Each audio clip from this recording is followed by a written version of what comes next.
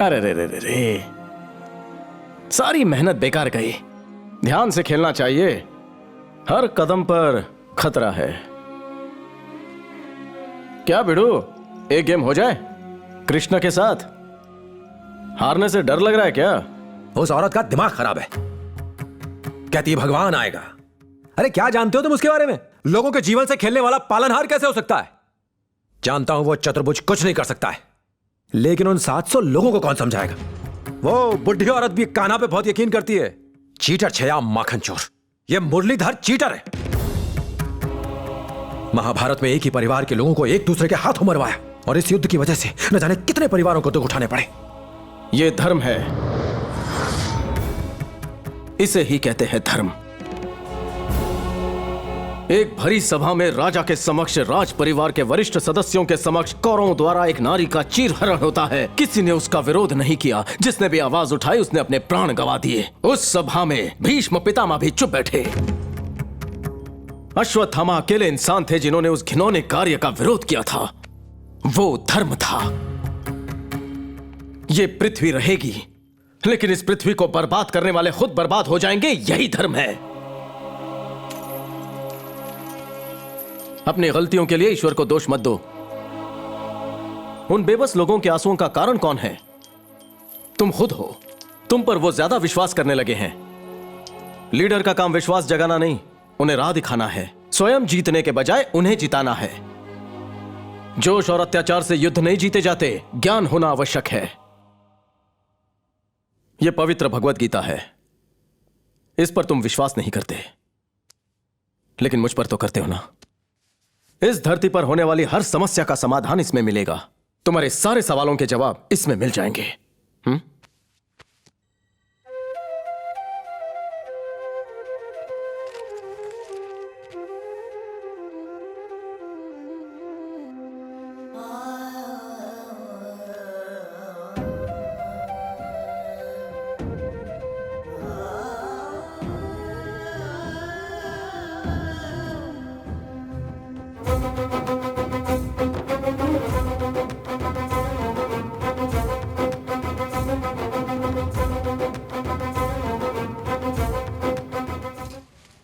अल्लाह के नाम पर कुछ दे दो जी।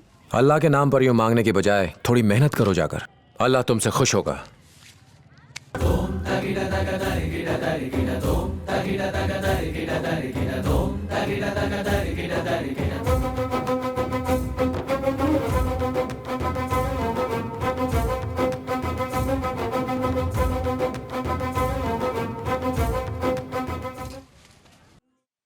Sir sir boot polish sir. नहीं चाहिए। मैं सर, आपने मुझसे कहा था ना कि अगर मैं मेहनत करूंगा तो अल्लाह खुश होगा। करो करो, अपना हाथ लाओ, ये रखो।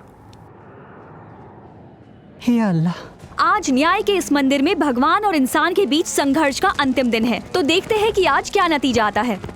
सर, आज फाइनल हियरिंग है, तो केस कौन जीतेगा? केस तो हम पहले ही जीत चुके हैं, आज तो बस एक फॉर्मेलिटी है। पर अभी तक फैसला हुआ नहीं है sir. He has already lost the case. इंतजार करना होगा कि केस कौन जीतता है, इंसान या भगवान।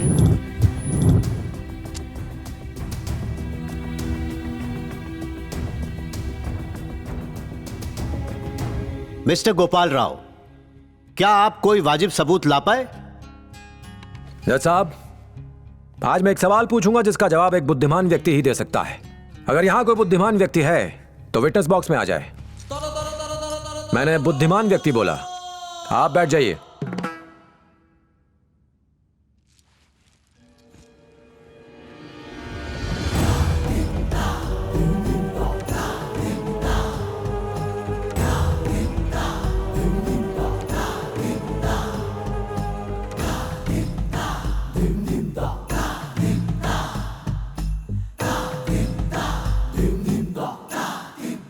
स्वामी जी, आपकी दृष्टि में हमारे शास्त्रों में कही हर बात सत्य है? इसमें कोई संदेह नहीं है। और ऐसा कहां लिखा है? भगवत गीता। क्या आप गीता में विश्वास रखते हैं? अज्ञश्च श्रद्धानश्च संशयात्मा विनश्यति नायम लोकोस्ति न परो न सुखम संशयात्मनः। चौथा अध्याय 40वां श्लोक। ओह, और इसका अर्थ क्या है? जो भी शास्त्रों में विश्वास नहीं करता उसका विनाश होना निश्चित है। उसे कहीं भी भूलोक पर या यमलोक पर भी शांति नहीं मिलेगी। भेजे में घुसी बात। कितना इंटरेस्टिंग कैरेक्टर है सर। क्यों सिद्धा जी, सच में गीता समझते हैं या तोते की तरह इनकी बातों को रिपीट करते हैं? सर, ये प्रार्थना याद करने वाला स्कूली बच्चा है। आंखें बंद करके बस होंठ हिलाता है, बाकी सब जीभ हिलाते हैं, ये सिर्फ हाथ हिलाता है।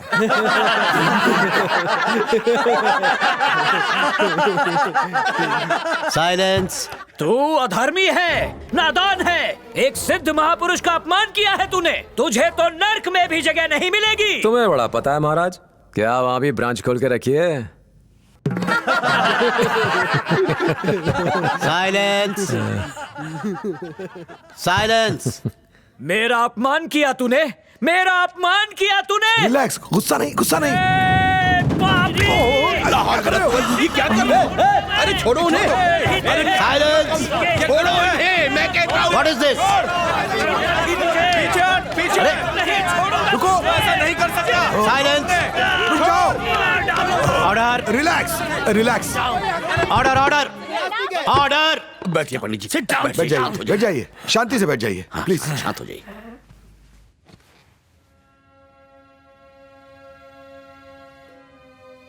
दुःखेषु न विघ्न मना, सुखेषु विगत स्पृहा, वीतराग भय क्रोध, स्थित धीर मुनिर उच्चते। अध्याय 2 श्लोक क्रमांक 56। इसका अर्थ है जो सुख और दुख में एक समान रहे, जो अपने क्रोध और भय को काबू कर सके और सभी जीवों में परमात्मा देख सके, वही साधु होता है।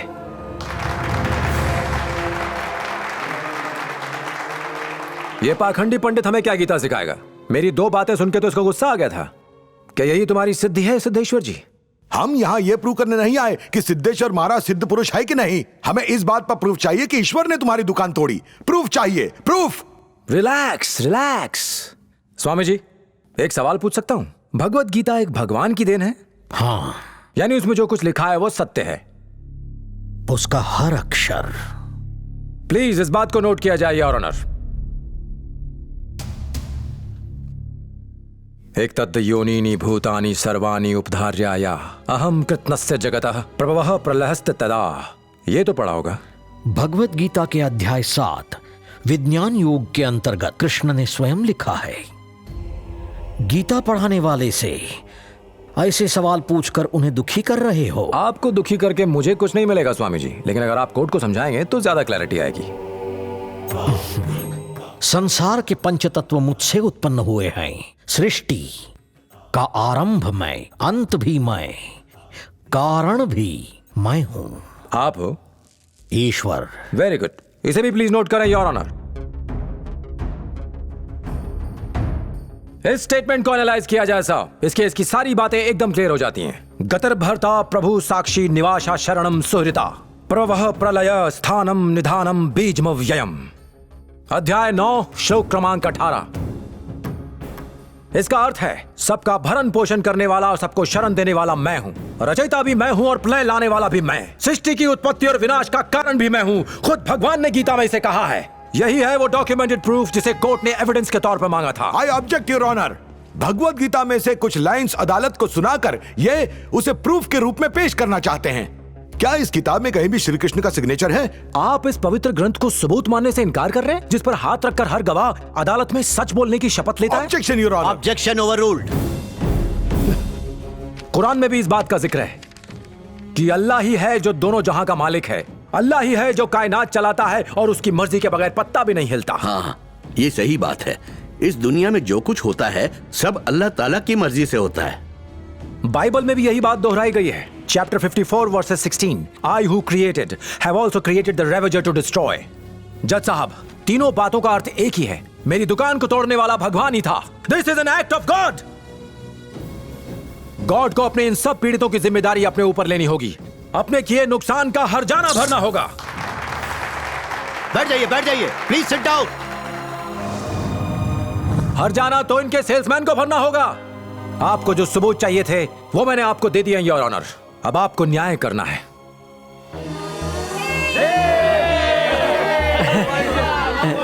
I object your honour.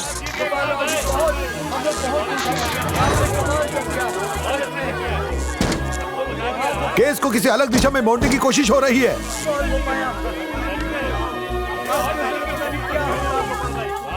I object your honour. Objection किस लिए? अगर भगवान का एग्जिस्टेंस प्रूव होता है तो इंश्योरेंस कंपनी पे करने से बच ऐसी जाएगी। बातें करते हो, रिलैक्स रिलैक्स। क्लेम दिलवाना चाहते हो? क्या दुकान की मरम्मत के पैसे हमसे दिलवाना चाहते हो? कहाँ हो ईश्वर? धर्म दांव पर लगा है, अन्याय का विजय हो रहा है। आओ आओ, मुझ में समा जाओ ईश्वर। आओ, समझाओ। मैं कहता हूँ आओ। हमें न्याय चाहिए। इस धरती पर आओ ईश्वर। Order, order. आकर मुझ में समा जाओ। आते क्यों नहीं ईश्वर? चुप क्यों हो ईश्वर? अपना चमत्कार दिखाओ। आओ ईश्वर, मुझ में Quiet everybody, sit down, sit down. हे ईश्वर, हे परमेश्वर, इस पापी का अंत करने के लिए, धर्म की रक्षा के लिए शक्ति दो मुझे। हाँ हाँ, अब आप सबको हर जाना मिलेगा। आप बेफिक्र रहिए, हम सबकी जीत हुई है।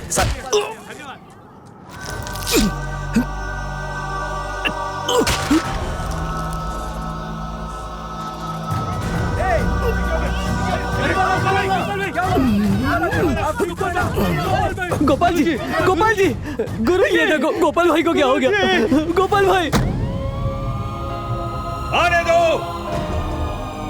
आने दो, आने दो, जल्दी करो, एम्बुलेंस को आने का रास्ता दो।